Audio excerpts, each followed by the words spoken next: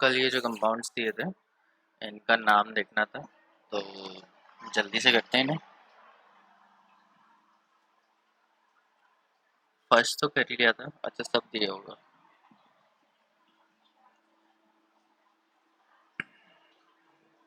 पेंटा aqua nitrosyl iron, जो भी oxidation state आएगी। अब यहाँ पे ऑक्सीडेशन स्टेट क्या होगी? x plus one is equals two plus two, x is equals two plus two minus one is equals two plus one. तो यहाँ पे ऑक्सीडेशन स्टेट वन आएगी। ठीक है, ऑक्सीडेशन स्टेट वन क्यों आएगी? Because nitrosyl is NO positive.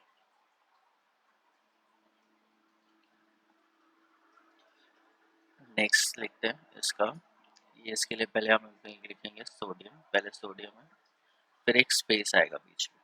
ठीक है, फिर ये क्या है? CN5 is पेंटासाइनो।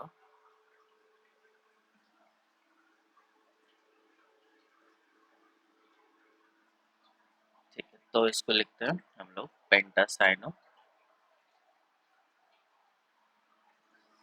Cyano nitrosyl iron. Iron नहीं लिखा जाएगा, इसमें हम लोग लिखेंगे ferrate of oxidation state. Oxidation state निकालते हैं, ये आ जाएगा 2 नेगेटिव। ठीक है, तो x minus five plus one is equals to minus two. X ये कितना हो गया? -4। -4 है तो इधर जाके कितना हो जाएगा? +4, मतलब +2। तो यहाँ पे ऑक्सीडेशन स्टेट आ गई +2। ठीक है, किसी को कोई प्रॉब्लम होगी तो पूछ लेना। Cyano cyano.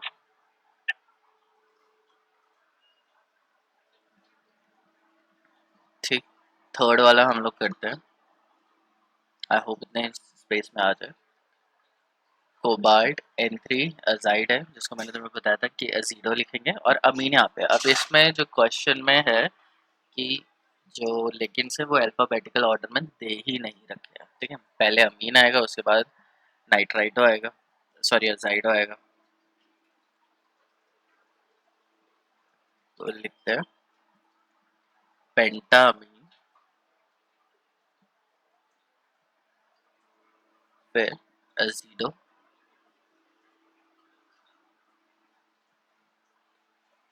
कोबाल्ट, यहाँ पे oxidation state space sulphate. Space हटा देता हूँ मैं यहाँ से। कोबाल्ट की ऑक्सीडेशन स्टेट कितनी आई है बताओ जल्दी?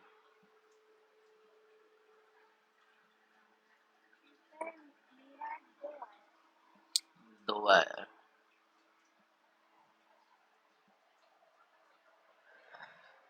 दो कैसे आया है? सोनू तुम्हारा कितना है?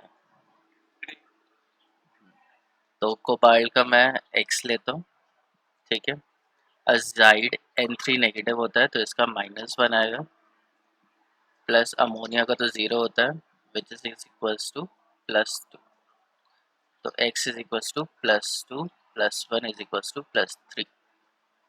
ठीक है Anjali, azide azide is N3 negative. ठीक है, तो इससे क्या आएगा? +3 आएगा।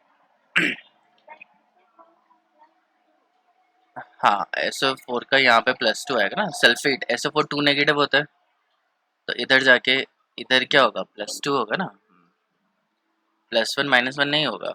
वो तुम्हें थोड़ा ध्यान देखना है कि इसके आगे वन वन लिखा है तो +1 नहीं आएगा। सल्फेट का भी तुम चार्ज याद रखो कि सल्फेट के ऊपर -1 नहीं आता है, -2 आता है। फोर्थ वाला K2OSNCl5, इसका क्या होगा? पोटेशियम स्पेस, फिर क्या है? नाइ ये नाइट्रोजन से है, N से स्टार्ट होगा, ये C से होगा, तो पहले हम लोग लिखेंगे पेंटाक्लोरो नाइट्राइडो ऑस्मेट। ठीक है, ऑस्मियम है और वो नेगेटिव आयन में है, तो उसे हम लोग 8 लगा देंगे, ऑस्मेट लगा देंगे। स्पेस में यहाँ से हटा रहा हूँ। अब ऑक्सीडेशन स्टेट बताओ जल्दी, कितना है?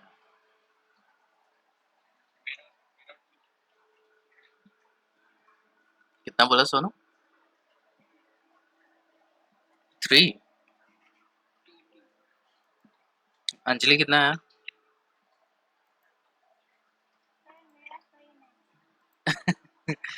पहले बताया तुमने, सही नहीं है। बताओ, बताओ तो सही कितना है। हाँ अंजलि कितना है? 6।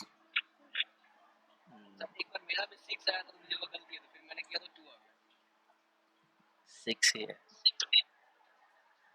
ठीक है, कैसे? चलो देख लेते हैं। इसको मैं सबको, ये तो हटेगा नहीं।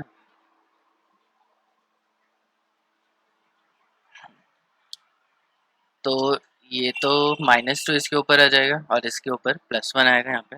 तो ऑस्मियम का X नाइट्राइट N -3, तो -3 इधर आएगा, +5 इंटू -1 इज इक्वल्स टू -2। तो -3 -5 कितना हो गया? 8 हो गया। ठीक है, तो x is equals to -2 + 8 which is equals to +6। तो यहाँ पे 6 ऑक्सीडेशन स्टेट है ऑस्मियम की। ठीक है, क्योंकि नाइट्रोजन के ऊपर क्या होता है? N3 negative. एक नाइट्रोजन एटम कितने इलेक्ट्रॉन लेगा? 3 ही लेगा, तो ये N3 नेगेटिव आएगा। ठीक है, इसको मैं डिलीट कर रहा हूँ। 4 के बाद 5th पे चलते हैं। ठीक है, 5th पे क्या है? पहले आएगा पोटेशियम, पोटेशियम के बाद स्पेस, फिर यहाँ पे हमारे पास क्या है? क्रोमियम है, वो तो लास्ट में आएगा। ये अमीन है, ये ऑक्साइड है, और ये परऑक्साइड है, ये साइनाइड है। तो अमीन पहले आएगा, तो पहले मैं अमीन लिखता हूँ। एक ही अमीन है, सो अमीन, फिर साइनो ऑक्सो परऑक्सो। पहले साइनो आएगा, डाइसाइनो, फिर ऑक्साइड है, डाई ऑक्सो, फिर परऑक्सो, ओपी, ओ के बाद पी आएगा, परऑक्सो क्रोमेट, नेगेटिव में है। ऑक्सीडेशन स्टेट ये सही लिखा था, यही लिखा तुम लोगों ने?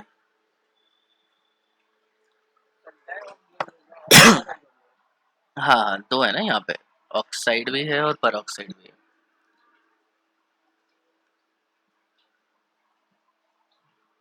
हाँ जी, यही है। तो बताओ क्या ऑक्सीडेशन स्टेट कितनी आएगी क्रोमियम की?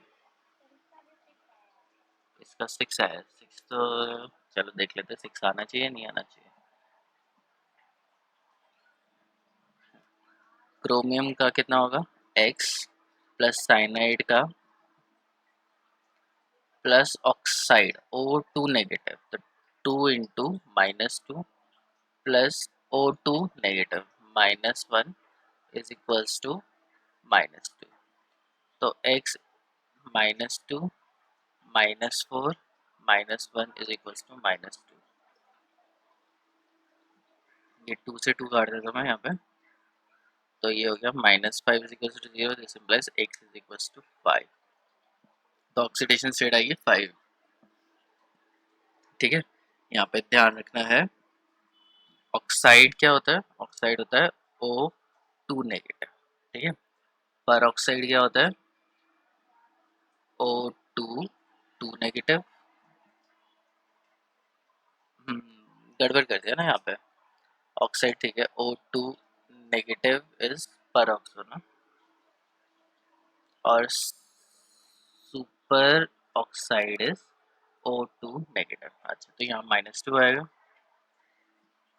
ठीक है, ये हो गया 6 ठीक है, तो ऑक्सीडेशन स्टेट कितनी आएगी? 6 आएगी। अब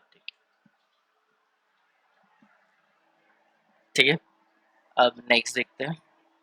किसी को कोई प्रॉब्लम है इस वाले में? हटा दूं मैं इसको?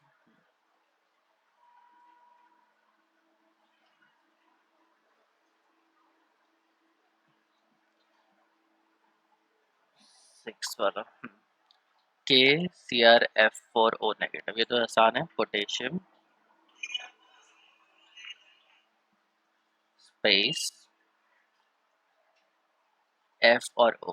हाँ, तो पहले F आएगा, टेट्रा टेट्रा फ्लोरो ऑक्सो क्रोमेट। यहाँ पे ऑक्सीडेशन स्टेट कितना है?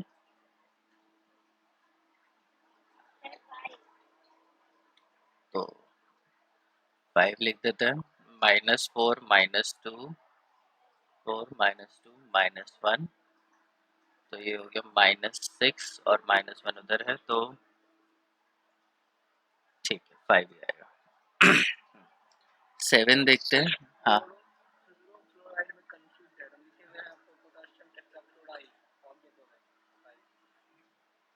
फ्लो फ्लोराइड नहीं लिखते हैं हम लोग, क्लोराइड थोड़ी ना लिखते हैं, क्लोरो लिखते हैं। तो हेलोजेंस का नाम तो ऐसे ही होता है, फ्लोरो क्लोरो ब्रोमो आयोडो।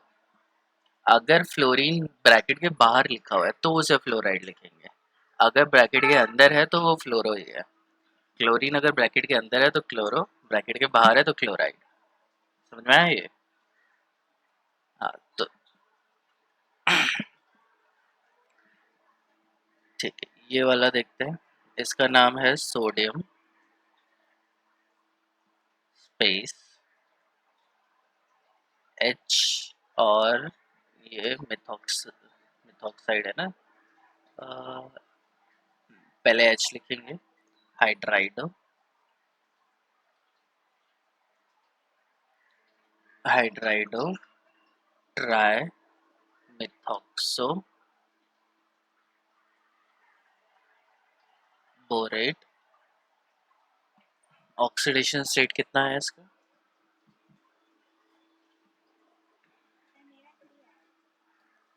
हाँ, तो बोरॉन से 3 ही इलेक्ट्रॉन दे सकता है, उसका 3 से ज़्यादा नहीं आ सकता, ठीक है। तो 3 ही आएगा यहाँ पे।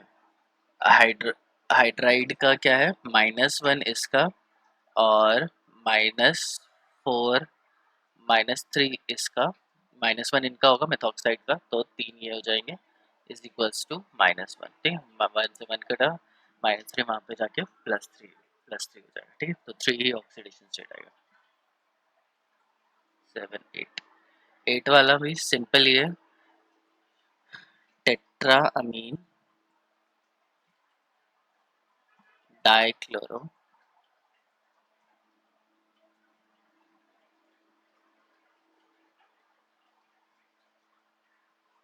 टेट्रा अमीन डाइक्लोरो प्लैटिनम, इसकी ऑक्सीडेशन स्टेट फिर एक्सप्लेस टेट्राक्लोरो प्लैटिनेट, और यहाँ पे उसकी ऑक्सीडेशन। बताओ ऑक्सीडेशन स्टेट क्या क्या है?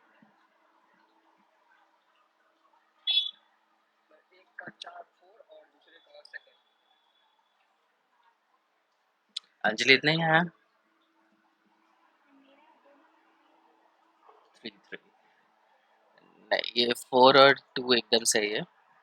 इसमें से देखो, ये क्या है, अगर मैं करने बैठूं तो ये +1 हो जाएगा, ये -1 हो जाएगा, ठीक है। लेकिन अगर +1 और -1 करूँगा तो प्लेटिनम की +3 ऑक्सीडेशन स्टेट स्टेबल नहीं होती है, या तो वो +4 ऑक्सीडेशन स्टेट बनाता है या +2 बनाता है। तो इन दोनों के ऊपर जो चार्ज आएगा ना, ये आएगा +2 एंड -2। जब ये डिसोसिएट होंगे तो +2 और -2 में डिसोसिएट होता है। तो x -2 इज इक्वल्स टू +2, तो x यहाँ पे आ जाएगा +4, और इसके केस में x -4 इज इक्वल्स टू -2, तो x इज इक्वल्स टू -2 +4, इसका आ जाएगा +2, ठीक है। अगर 1 लेके करोगे तो ठीक है, लेकिन ऐसा होता नहीं है, ये जब भी डिसोसिएट होता है तो +2 और -2 की फॉर्म में होता है, ठीक है। तो वहाँ पे ये थोड़ा सा ध्यान रखना है।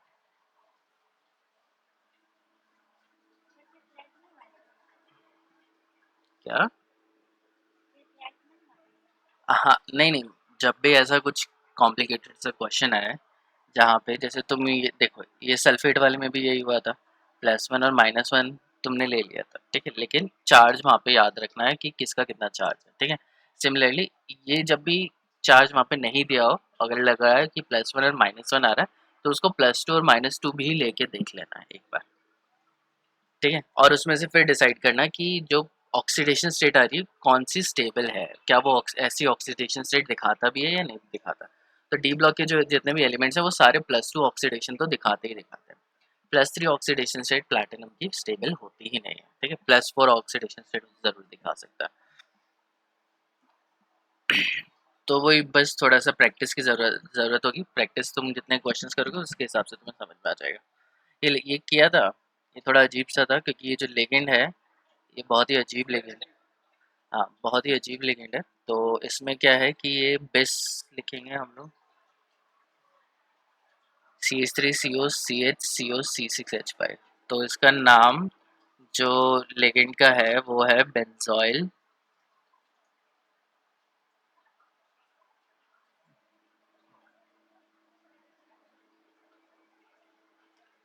बेंजोइल कहाँ गया, ये बेंजोइल एस एसीटेटो एसीटेटो टेटो बिस बेंजोइल एसीटेटो।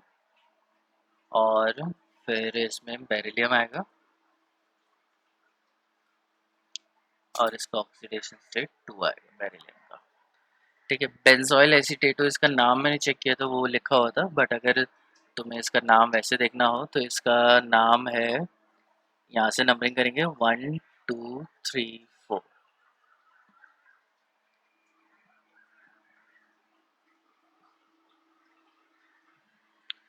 ठीक है, रहने देते हैं इसको ऐसे, तो फिर उसका नाम बन नहीं पाएगा ZOY। अदरवाइज अगर ऑर्गेनिक केमिस्ट्री में इसका नाम देखेंगे तो इसमें है 1 2 3 4 करके 1 फिनाइल 1 3 डाई ऑक्सो ब्यूटेन है। ठीक है, और नेगेटिव चार्ज यहाँ पे है, यहाँ से उसने नेगेटिव चार्ज उसने लोन पेयर बेरिलियम को दिए। ठीक है, तो ब्यूटेन कार्बन आयन बन जाता है वो उस पॉइंट पे, ब्यूटेनाइड बोलेंगे उसे। लेकिन यहाँ पे ब्यूटेटो लिखना मुझे ठीक नहीं लगा, तो इसको ऐसे ही लिख लेते हैं, इसका जो कॉमन नेम है उसी के हिसाब से। वैसे ये आएगा नहीं क्वेश्चन, बट जैसा भी है उसको वैसे लिखना है। इसका नाम तो तुम्हें पता ही है कि बहुत सिंपल ही है। ठीक है, ये भी बहुत सिंपल है। तो 10th का नाम बताओ, जल्दी से बताना मुझे।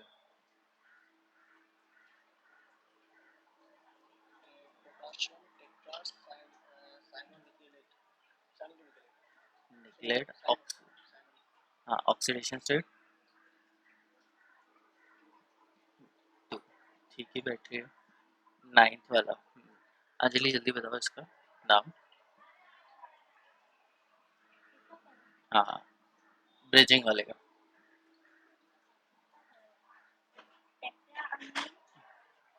ठीक है, अमीन कोबाल्ट म्यू अमीडो म्यू, ये सुपर ऑक्सो है, सुपर ऑक्सो। हाँ, tetra amine cobalt oxidation state 3 3। ठीक है, कोबाल्ट की तो तुम्हें याद रखनी है कि 3 3 होती है। अब क्या है कि O2, ये जो O2 है ये O2 नेगेटिव भी हो सकता था और पर ऑक्साइड भी हो सकता था। ठीक है, लेकिन अगर तुम O2 नेगेटिव करके देखोगे तब दोनों की ऑक्सीडेशन स्टेट +3 आ जाएगी। O2 2 नेगेटिव करोगे तो ऑक्सीडेशन स्टेट अलग आएगी। ठीक है, जिससे ये पता चलेगा कि वो वाला दूसरा वाला स्टेबल नहीं है। और कोबाल्ट और क्रोमियम जनरली +3 में ऑक्सीडेशन स्टेट में ज़्यादा स्टेबल होता है। लास्ट वाले किसी ने किए?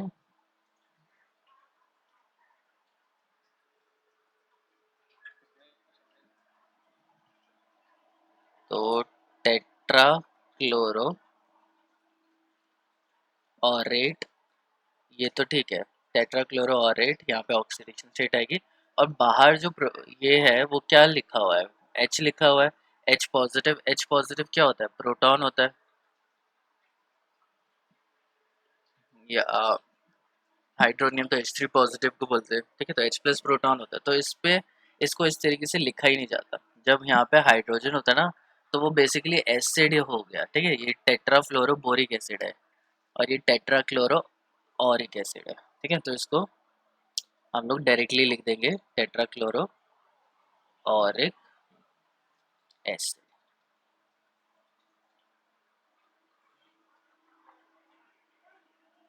ठीक है, कब लिखना है एसिड? जब उसके आगे हाइड्रोजन प्रोटॉन की फॉर्म में हो। ये हो जाएगा टेट्रा फ्लोरो बोरिक एसिड। ठीक है, ऑक्सीडेशन स्टेट लगा देना, यहाँ पे 3 आएगा और यहाँ पे भी 3 ही आएगी। ठीक है, तो इस केस में जब हमारे पास प्रोटॉन आगे लगा हुआ था तो प्रोटॉन का नाम हम लोग सीधा प्रोटॉन तो नहीं लिख सकते। ठीक है, तो इसलिए उसको हम लोग लास्ट में एसिड करके नाम बुलाते हैं उसका। ठीक है, तो ये हो गए हमारे कुछ क्वेश्चंस। और भी कुछ नॉमेनक्लेचर होंगे जैसे ब्रिजिंग वगैरह के, वो मैं तुम्हें होमवर्क में दे दूंगा। फिलहाल अब हम लोग वर्नर्स थ्योरी पे आ जाते हैं। तो वर्नर्स थ्योरी जैसे मैंने बताया था कि वर्नर ने थ्योरी अपनी 1893 में दी थी, जब उसने कोबाल्ट और प्लेटिनम के कॉम्प्लेक्स को स्टडी किया था। उसमें उसने देखा था कि इनके पास दो तरीके की वैलेंसी होती है, primary valency, secondary valency. Primary valency को प्रिंसिपल वैलेंसी भी बोलते हैं, सेकेंडरी को ऑक्सिलरी भी बोलते हैं। प्राइमरी वैलेंसी होती है वो हार्डकोर आयनिक होती है, secondary valency is completely covalent. Covalent होने के साथ साथ इसके पास हल्का फुल्का आयनिक करेक्टर भी जरूर होता है। Primary valency is ionizable, secondary valency is non ionizable. मतलब आयनाइजेबल है तो मतलब वो टूट जाती है और ये क्या होता है नॉन आयनाइजेबल, आयनाइजेबल मतलब ये टूटेगा नहीं। अगर इसको तुम वाटर में डालोगे तो यहाँ पे मेटल और कार्बोनिल अलग अलग नहीं होगा, यहाँ पे हो जाएगा। तो यहाँ पे क्या होगा, काफी सारे आयंस प्रोड्यूस होते हैं और यहाँ पे कोई भी आयन प्रोड्यूस नहीं होता है। प्राइमरी वैलेंसी को return inside outside the square bracket के बाहर लिखा जाता है, और सेकेंडरी वैलेंसी को ब्रैकेट के अंदर लिखा जाएगा। और दूसरी इंपॉर्टेंट चीज, इसको हम लोग शो करते हैं बाय डॉटेड लाइंस।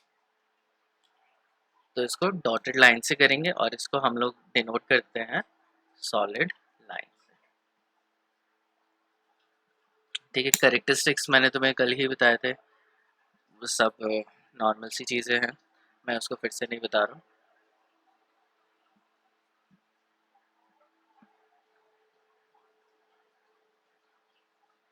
हाँ, मैंने तुम्हें कहीं लिखा था, हाँ यहाँ लिखा था कि प्राइमरी वैलेंसी को हम लोग सिर्फ डॉटेड लाइन से दिखाते हैं, सेकेंडरी वैलेंसी को सॉलिड लाइन से दिखाते हैं।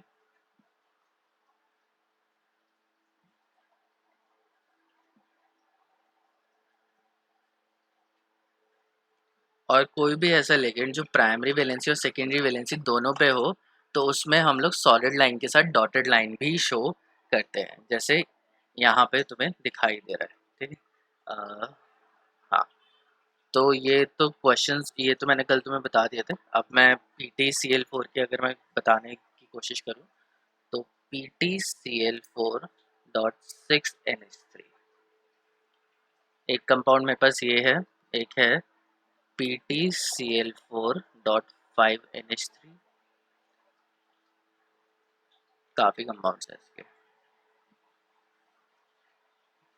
1 2 3 4 5, तो 5 मुझे बनाने पड़ेंगे। तो मैं थोड़ा चिपका चिपका के लिखता हूँ पहले इन्हें। एक ये हो गया, फिर एक है PtCl4.5NH3, PtCl4.4NH3, PtCl4.3NH3, PtCl4.2NH3। ठीक है, ये 5 तरीके के कॉम्प्लेक्स प्लेटिनम बनाता है। अब क्या है, in each of these amine primary valency of platinum is equal to its oxidation state +4 while the secondary valency is equal to 6। तो ये है कि सेकेंडरी वैलेंसी 6 है तो हर किसी में 6 तो रहेगी रहेगी। तो मतलब 6 का मतलब क्या है, all are octahedral.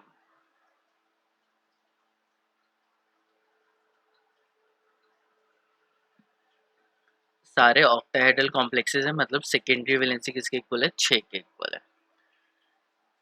The each amine has octahedral geometry. Chiaroscopic measurements have shown that the number of particles obtained by the ionization is 5 4 3 2 1। अब चलो ये देख लेते हैं क्रायोस्कोपिक मेजरमेंट्स क्या बोल रही है कि नंबर ऑफ पार्टिकल जो ऑब्टेन हो रहे हैं इसमें कितने हो रहे हैं, पहले वाले में 5 पार्टिकल्स जनरेट हो रहे हैं, दूसरे वाले में 4 पार्टिकल जनरेट हो रहे हैं, इसमें 3 पार्टिकल जनरेट हो रहे हैं, इसमें 2 पार्टिकल जनरेट हो रहे हैं और इसमें 1 पार्टिकल, मतलब ये आयनाइज नहीं हो रहा है। तो अब मुझे अगर इसका स्ट्रक्चर बनाना हो तो मैं कैसे बनाऊंगा, इसका मैं ऐसे बना सकता हूँ PT NH3 6Cl4, ये बन सकता है, ये बन सकता है क्योंकि इसमें 5 आयंस निकलेंगे अगर ये टूटेगा, तो 4 क्लोरीन और एक ये पूरा कॉम्प्लेक्स। इसमें अगर मैं देखूं तो PT 4 बनेंगे, तो PT NH3 5, एक Cl अंदर और बाकी 3 Cl बाहर। PT NH3 4 Cl2 2 Cl बाहर। PT NH3 थ्राइस Cl3 एक Cl बाहर और एक ये बस ऐसी PT NH3 ट्वाइस Cl। तो मुझे बताओ कि ये क्वेश्चन समझ में आया या नहीं आया? नहीं आया, नहीं आया। तो इसमें क्या बताया गया है कि कितने नंबर ऑफ आयंस जनरेट होंगे। आयंस जनरेट में इसमें बता दिया 5 4 3 2 1। 5 आयंस इसमें जनरेट होंगे, 4 इसमें आएंगे, 3 इधर होंगे, 2 इधर होंगे। तो ये जो नंबर ऑफ आयंस जनरेट हो रहे हैं इसमें क्या होगा, एक कैटायन होगा प्लस एनायन। जितने कैटायन होंगे और जितने एनायन होंगे इन सब का टोटल कितना आएगा, 5 के इक्वल आएगा। यहाँ पे भी सब में ऐसे होगा। अब जब इसको आयनाइज करते हैं तो प्लैटिनम, ये जो पूरा कंपाउंड है ये तो डिसोसिएट होता नहीं है। क्या डिसोसिएट होता है, सिर्फ प्राइमरी वैलेंसी। अगर मैं इसको डिसोसिएट करूंगा तो PT NH3 6 -4 sorry +4 Cl negative. तो टोटल नंबर ऑफ आयंस कितने हो गए, 4 ये और एक ये, 5 हो गए ना।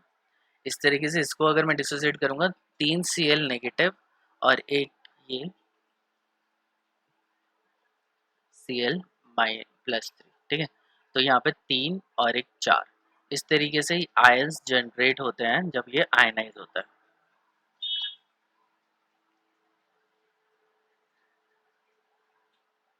तो बेसिकली हमें क्या देखना है कि नंबर ऑफ आयंस कितने जनरेट हो रहे हैं, और नंबर ऑफ आयंस जनरेट होने से हमें क्या मेजर करना है कि उसके अंदर प्राइमरी वैलेंसी कितनी होगी। तो यहाँ पे क्या हो रहा है, अगर मैं इसकी उल्टी तरीके से मैं इसको सॉल्व करने की कोशिश करूँ, यहाँ पे क्या है, सिर्फ एक ही है, एक ही आयन जनरेट होता है, मतलब एक ही मॉलिक्यूल है। तो एक मॉलिक्यूल है तो मतलब ये पूरा खुद ही एक मॉलिक्यूल हो गया, इसके साथ में कोई प्राइमरी वैलेंसी नहीं होगी, तो इसकी प्राइमरी वैलेंसी कितनी होगी, 0 होगी। यहाँ पे कितने हैं कि 2 आयंस जनरेट हो रहे हैं, 2 पार्टिकल्स यहाँ पे जनरेट हो रहे हैं। तो 2 पार्टिकल्स जनरेट हो रहे हैं तो मतलब एक ये खुद हो गया और एक क्या होगा इसके बाहर लगा होगा। तो एक इसको ये कर दिया और एक बाहर ये Cl नेगेटिव, ठीक है। अब NH3 को मैं बाहर लिखता हूँ, वो भी मैं लिख सकता हूँ, लेकिन Cl जनरली बाहर यूज होता है। यहाँ पे क्या,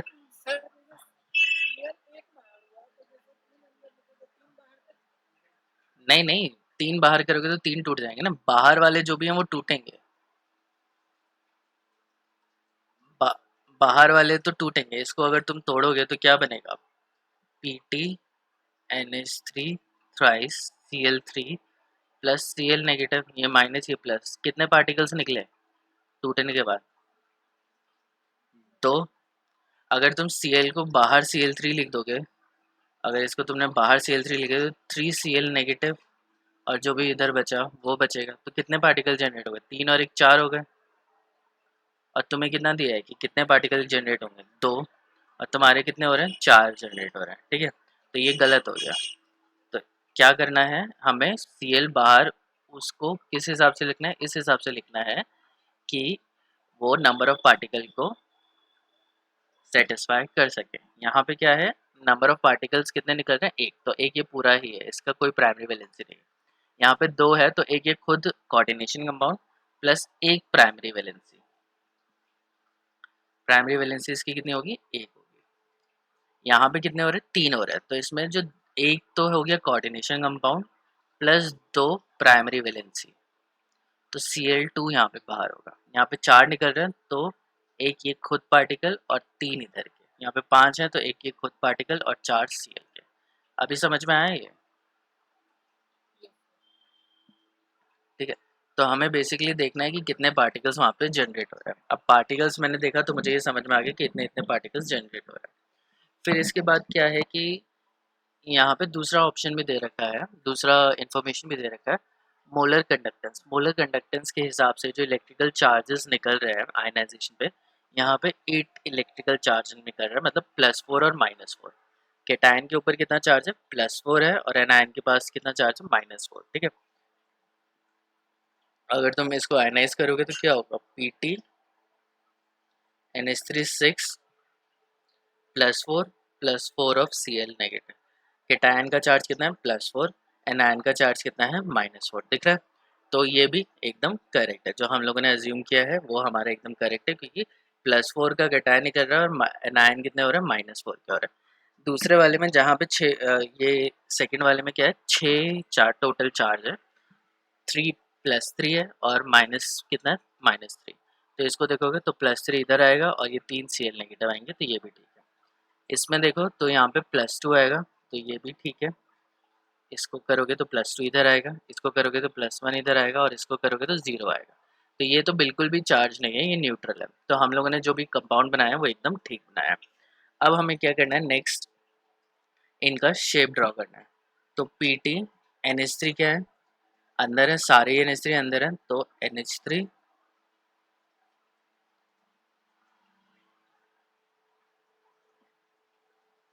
ऑक्टाहेड्रल बनाना है। अंदर याद रखना है कि अंदर 6 के 6 लिगेंड होने चाहिए।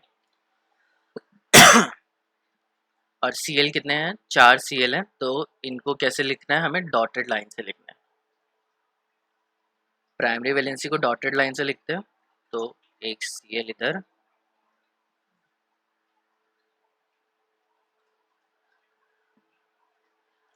ये इसका स्ट्रक्चर हो गया।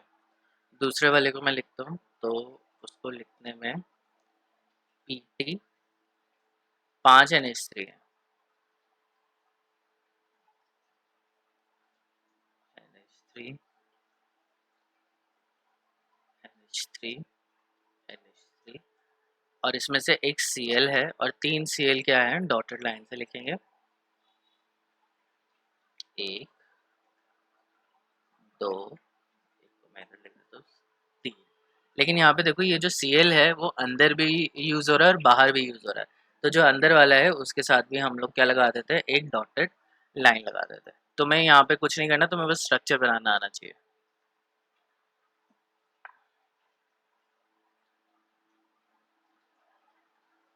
NH3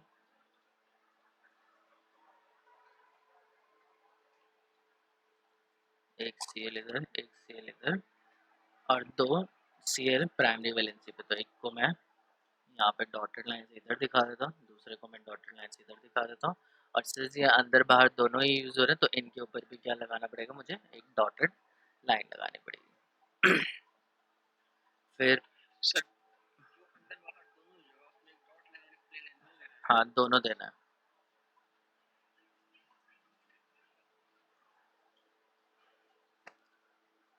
तो इसमें 3 Cl है, तो 3 Cl को मैंने ऐसे लिख दिया, 3 NH3 को मैं इधर लिख देता हूँ,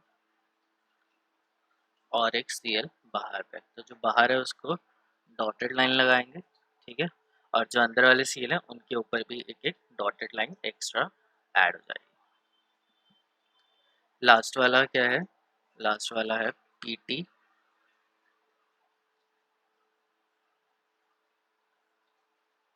Cl Cl Cl Cl NH3 NH3। अब यहाँ पे क्या है कि प्राइमरी पे कोई भी Cl नहीं है, तो जितने भी अंदर हैं वो सारे क्या रहेंगे? सॉलिड लाइन से ही होंगे। तो तुम यहाँ पे देख सकते हो, एक इम्पॉर्टेंट वाला ये, और एक ऑब्जर्वेशन इम्पॉर्टेंट यहाँ पे कोई भी Cl डॉटेड लाइन से नहीं है, मतलब कोई भी प्राइमरी वैलेंसी पे अवेलेबल नहीं है, सब सेकेंडरी वैलेंसी पे है। यहाँ पे क्या है कि सारे Cl क्या है? डॉटेड लाइन से दिख रहे हैं। तो ये डॉटेड लाइन से जो दिख रहे हैं, इसका मतलब क्या है कि यहाँ पे जो Cl हैं वो सारे प्राइमरी वैलेंसी पे हैं और सेकेंडरी वैलेंसी पे कोई भी नहीं है। और यहाँ पे इन तीनों में क्या है कि एक से Cl, 2 Cl और 3 Cl ऐसे हैं जो सेकेंडरी वैलेंसी पे बैठे हुए हैं, और एक Cl, 2 Cl और 3 Cl ऐसे हैं जो प्राइमरी वैलेंसी पे बैठे हुए हैं। तो मेजर तुम्हें ये देखना है कि क्वेश्चन तुम्हें ऐसा आएगा कि ये आइसोमर है, इतने इतने ये पार्टिकल्स भेज रहे हैं या रिलीज कर रहे हैं, तो तुम्हें उसका स्ट्रक्चर लिखना है, और स्ट्रक्चर लिखने के बाद वर्नर्स थ्योरी के अकॉर्डिंग उनका स्ट्रक्चर लिखना है। ठीक है। तो अब हम लोग थोड़े और क्वेश्चंस करते हैं। The compound COCl3 4H3 contains only one Cl negative ion that is precipitated immediately on the addition of Ag plus ion. Draw the structure of the compound. तो हमारे पास कंपाउंड क्या है, COCl3.4NH3 ये कंपाउंड है। इसके अंदर हम लोगों ने AgNO3 डाला और हमारा क्या बन गया, AgCl। ठीक है, सॉलिड बन गया, मतलब ये पीपीटी है। पीपीटी किस कलर का होता है, वाइट पीपीटी होता है ये। और कितना बना, एक ही बना है। तो इससे मुझे क्या इन्फॉर्मेशन मिल रही है और इससे मैं कैसे बता सकता हूँ कि क्या स्ट्रक्चर होना चाहिए। अब यहाँ पे हमें एज वी आर गेटिंग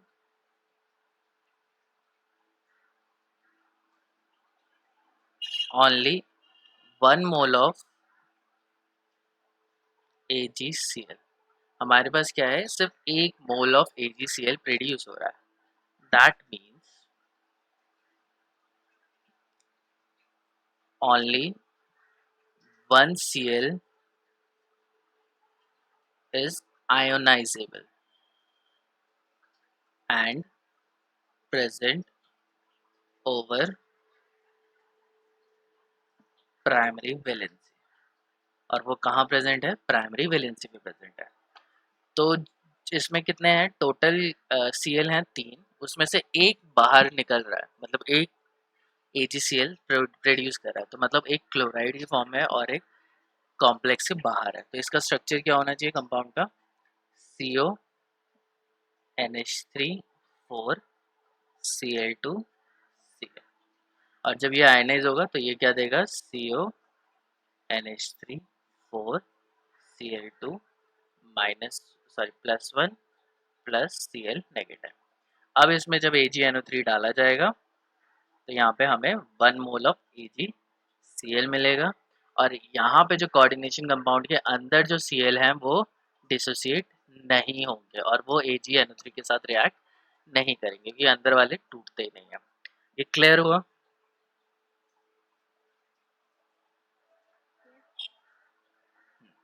तो जितने Cl बाहर हैं वही हमें AgCl से पता चलेगा। AgNO3 का टेस्ट से हमें पता चल जाएगा कि कितने Cl बाहर हैं। ठीक है, जितने होंगे उतने ही हमें बाहर लगाना है। ठीक है, जितने मोल ऑफ AgCl प्रोड्यूस होंगे उतने ही Cl हमें प्राइमरी वैलेंसी पे ऐड करना है। दूसरा क्वेश्चन। अब इसका स्ट्रक्चर बनाना हो तो स्ट्रक्चर भी बना लेते हैं। कोबाल्ट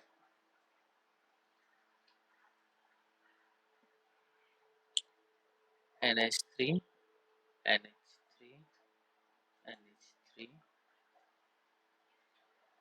Cl Cl, एक प्राइमरी वैलेंसी पे Cl, और जो अंदर वाले Cl हैं वो सेकेंडरी पे भी हैं, तो इसलिए उनके साथ भी एक डॉटेड लाइन यहाँ पे लगा देनी है। ठीक है, इसका IUPAC बताओ, कौन बताएगा।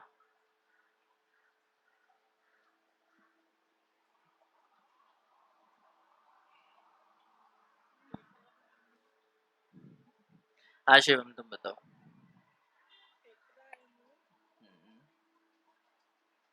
टेट्रामीन, आगे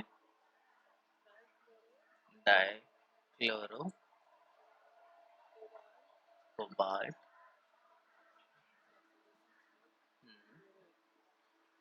क्लोराइड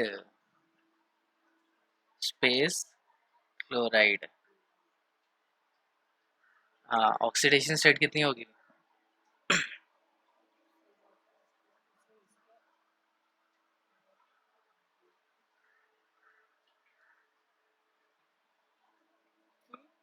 3 रहेगी। ठीक है, ठीक है, नेक्स्ट पे मूव करते हैं। Two compounds have empirical formula this, ये हमारे पास दो कंपाउंड है जिनका फॉर्मूला सेम है, मतलब दोनों आइसोमर है। तो एक दूसरा कलर मैं यूज करता हूँ, एक आइसोमर 1 ले लेते हैं और एक आइसोमर 2 है।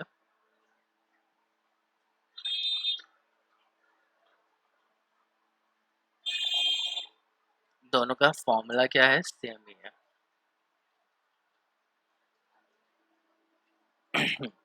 इन एक्वस सोल्यूशन, जब एक्वस सोल्यूशन मतलब इनको वाटर में डाल दिया जाता है, one of the these compound does not conduct electricity while the other does.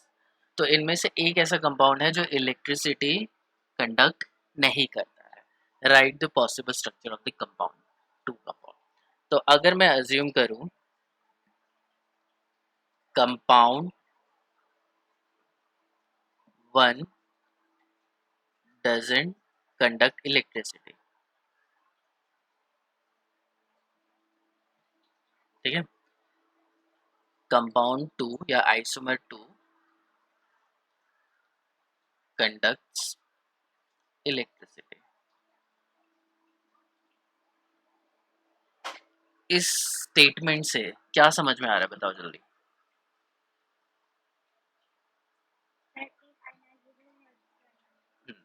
एक क्या है कि आयनाइज होके आयंस प्रोड्यूस करेगा, और दूसरा क्या करेगा, एक भी आयन प्रोड्यूस नहीं करेगा। तो जैसे ये मैं लिखता हूँ कि ये डज नॉट कंडक्ट इलेक्ट्रिसिटी, ये कोई भी इलेक्ट्रिसिटी प्रोड्यूस नहीं कर रहा है। तो मतलब क्या है कि इसकी जो प्राइमरी वैलेंसी होगी वो क्या होगी, ज़ीरो होगी, और यहाँ पे प्राइमरी वैलेंसी की कुछ वैल्यू होगी, ठीक है। तो इसका कंपाउंड का स्ट्रक्चर तो मुझे डायरेक्टली समझ में आ जाता है कि ये CONH3 थ्राइस NO2 थ्राइस। तो इस कंपाउंड जो इलेक्ट्रिसिटी प्रोड्यूस नहीं करेगा उसका स्ट्रक्चर तो ये हो गया। ओवरऑल चार्ज कितना है, ज़ीरो है, न्यूट्रल कंपाउंड है। तो न्यूट्रल कंपाउंड कभी इलेक्ट्रिसिटी कंडक्ट कर सकता है, नहीं कर सकता। या तो इसके ऊपर +1 चार्ज होना चाहिए या फिर -1 चार्ज होना चाहिए, तभी जाके वो इलेक्ट्रिसिटी कंडक्ट करेगा। लेकिन जो न्यूट्रल कंपाउंड्स होते हैं वो इलेक्ट्रिसिटी कंडक्ट नहीं करते हैं। तो इसलिए ये जो कंपाउंड 1 है जो इलेक्ट्रिसिटी कंडक्ट नहीं कर रहा, उसकी ज़ीरो प्राइमरी वैलेंसी होगी, और ये पूरा का पूरा कॉम्प्लेक्स ऐसे ही रहेगा। और ये on ionization it doesn't produces ion, ये कोई भी आयन प्रोड्यूस नहीं करेगा। यहाँ पे क्या है कि ये आयन प्रोड्यूस करेगा, तो इसका स्ट्रक्चर कुछ भी हो सकता है। तो CONH3 थ्राइस, और यहाँ पे NO2 क्या होगा, बाहर लगा होगा। अब कितने NO2 बाहर लगे होंगे, थ्राइस NO2 थ्राइस, इसका स्ट्रक्चर ये होगा। अब स्ट्रक्चर ये क्यों लिखा मैंने, क्योंकि मुझे पता है कि कोबाल्ट +3 ऑक्सीडेशन स्टेट में स्टेबल होता है। तो अगर मैं यहाँ से निकाल पाता हूँ कि इसकी ऑक्सीडेशन स्टेट +3 है, तो X is equals to +3। Ammonia neutral है, H2O न्यूट्रल है, तो ये सही कंपाउंड है। अब यहाँ पे H2O कहाँ से आ गया, ये देखने वाली बात है। पहले तो मैं इसको आयनाइज करके दिखाता हूँ कि यहाँ आयनाइज होगा तो ये क्या प्रोड्यूस करेगा, 3 पॉजिटिव प्लस, ठीक है, आयन जनरेट हो रहे हैं तो ये इलेक्ट्रिसिटी डेफिनेटली प्रोड्यूस करेगा। अब यहाँ पे क्या है, H2O कहाँ से आ गया, H2O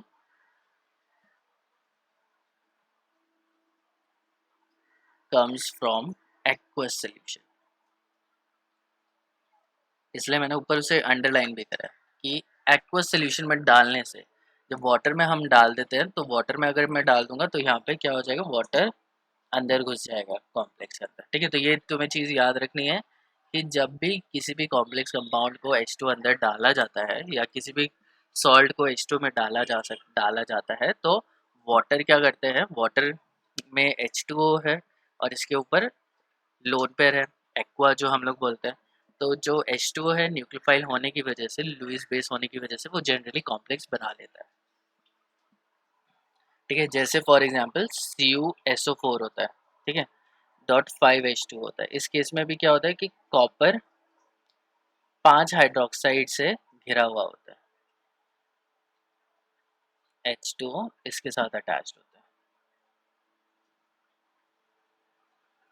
और SO4 2 नेगेटिव बाहर होता है। तो ये 2 पॉजिटिव, ये 2 नेगेटिव।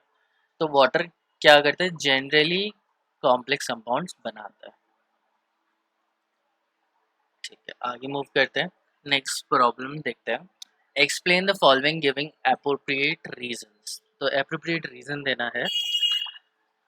तो क्वेश्चन फर्स्ट क्या है, K4FeCN6 एंड K3FeCN6। पहला हम लोग कर रहे हैं, तो एक कंपाउंड है मेरे पास K4FeCN6 एंड एक है K3FeCN6।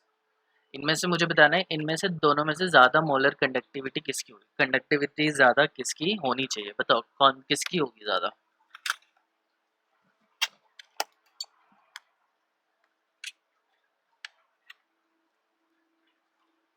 कंडक्ट हाँ, पहले वाले की होगी। कंडक्टिविटी किसके ऊपर डिपेंड करेगी, कंडक्टिविटी डिपेंड करेगी कितने आयंस जनरेट हो रहे हैं, जितना ज़्यादा चार्ज होगा उतनी ज़्यादा ही मोलर कंडक्टिविटी होगी।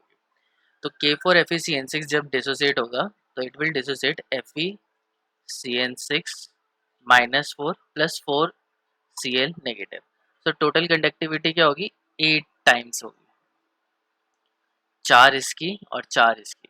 ठीक है, और अगर ये डिसोसिएट होगा तो ये 3K प्लस FeCN6 3 नेगेटिव देगा। तो ओवरऑल कितने आयंस प्रोड्यूस हो रहे हैं, 6 आयंस प्रोड्यूस हो रहे हैं। तो 6 टाइम्स ज़्यादा होगी एक नॉर्मल आयन के कंपैरिजन में। तो हमें दिख रहा है कि K4FeCN6 ज़्यादा आयंस प्रोड्यूस कर रहा है, तो इसकी कंडक्टिविटी भी क्या होगी, ज़्यादा ही होगी। सेकेंड वाला देखते हैं हम। PTNS3 twice Cl2 and PTNS36 Cl4 differs in the electrolytic conductance। ये दोनों क्या है कि अपनी इलेक्ट्रोलिटिक कंडक्टेंस या कंडक्टिविटी में डिफर कर रहे हैं। क्यों डिफर कर रहे हैं, क्योंकि PTNH3 ट्वाइस Cl2 ये न्यूट्रल कंपाउंड है। न्यूट्रल कंपाउंड है तो इसकी कंडक्टिविटी क्या होगी, 0। ये इलेक्ट्रिसिटी कंडक्ट नहीं करेगा। लेकिन PTNH3 6Cl4 है, ये डिसोसिएट होके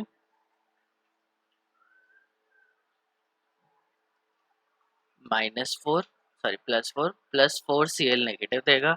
काफ़ी सारे आयन है तो इसकी कंडक्टिविटी क्या होगी, हाई कंडक्टिविटी होगी इसकी। ठीक है, थर्ड देखते हैं हम लोग। The value of molar conductivity of aqueous solution of COCl3NH3 is 0।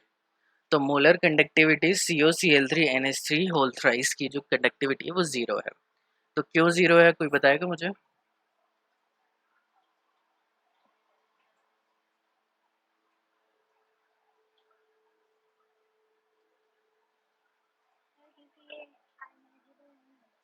क्योंकि इसकी प्राइमरी वैलेंसी तो है नहीं, प्राइमरी वैलेंसी नहीं है तो इसका कंडक्टिविटी भी क्या होगी, 0 होगी। क्योंकि ये वाटर में जाने के बाद बिल्कुल भी डिसोसिएट नहीं हो पाएगा, और डिसोसिएट नहीं होगा तो इसके आयंस जनरेट नहीं होंगे, आयंस जनरेट नहीं होंगे तो इसकी इलेक्ट्रिकल कंडक्टिविटी भी नहीं होगी। ठीक है, अब हम लोग पढ़ते हैं next, defects of Werner's theory. अब वर्नर्स थ्योरी में क्या क्या डिफेक्ट्स है या उसकी लिमिटेशन क्या थी। Werner's theory describes the structure of many coordination compound. However, it does not explain the nature and bonding within the coordination pair. तो इसने क्या बोला कि सब चीज़ें, काफ़ी चीज़ें उसने बताई कि प्राइमरी वैलेंसी होती है, सेकेंडरी वैलेंसी होती है, कौन सी आयनाइजेबल होती है, कौन सी नॉन आयनाइजेबल होती है, ये तो चलो ये बता दिया। लेकिन उसने ये नहीं बताया कि किस टाइप की बॉन्डिंग होती है, क्या ये आयनिक बॉन्ड होता है या कोवलेंट बॉन्ड होता है। ये जो कोवलेंट बॉन्ड है वो किस तरीके से बन रहा है, क्योंकि कोवलेंट बॉन्ड में क्या है कि मेटल तो हमेशा पॉजिटिव होगा, और अगर वो इलेक्ट्रॉन ले रहा है अमोनिया से या क्लोराइड से तो इसके ऊपर कौन सा चार्ज आ जाएगा, मेटल के ऊपर नेगेटिव चार्ज आ जाएगा। और लिगेंड्स के ऊपर क्या कौन सा चार्ज आ जाएगा, पॉजिटिव चार्ज आ जाएगा, जो कि एकदम गलत है क्योंकि मेटल तो नेगेटिव चार्ज एक्यूमुलेट कर ही नहीं सकता। तो ये क्या है, ये किस टाइप की बॉन्डिंग है, ये बॉन्ड कैसे बना। बाद में हमें जो सिडविक ने बताया कि ये कोऑर्डिनेट बॉन्ड होता है, तब तक वर्नर्स ये नहीं बता पाया था कि ये किस तरीके का बॉन्ड बना रहे हैं। तो हमें तो जनरली लगता है कि ये आयनिक बॉन्ड है। Cl ने क्या किया, इलेक्ट्रॉन्स दिए, ये इसके पास आ गए तो यहाँ पे नेगेटिव आ गया चार्ज, और यहाँ पे पॉजिटिव चार्ज आ गया, तो ये तो आयनिक बॉन्ड हो गया। अब ये आयनिक बॉन्ड किस तरीके का है ये भी हम लोगों को प्रॉपर्ली समझ में नहीं आया, क्योंकि वर्नर इसने इसको प्रॉपर्ली नहीं बताया कि किस तरीके का बॉन्ड है।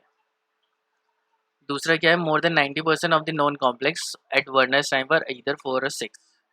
तो वर्नर ने क्या बताया, सिर्फ उन्हीं कंपाउंड्स को लिया जो 4 कोऑर्डिनेशन स्क्वायर शो कर रहे थे, या जो उनका कोऑर्डिनेशन स्क्वायर में 6 कोऑर्डिनेशन नंबर था।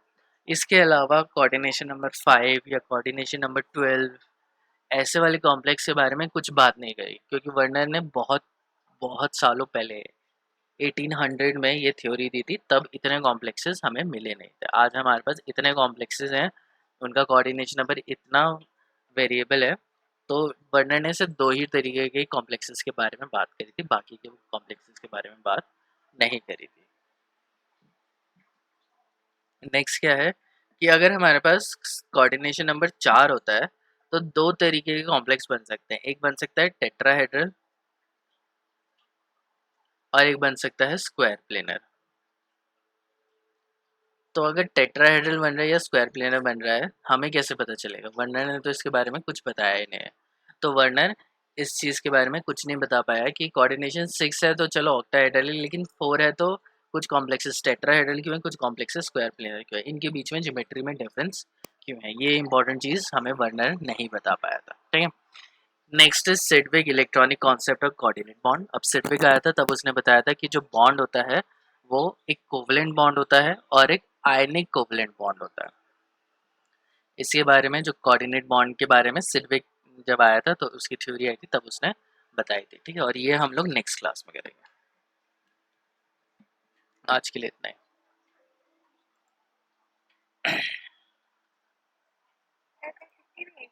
हाँ, कल तो छुट्टी होगी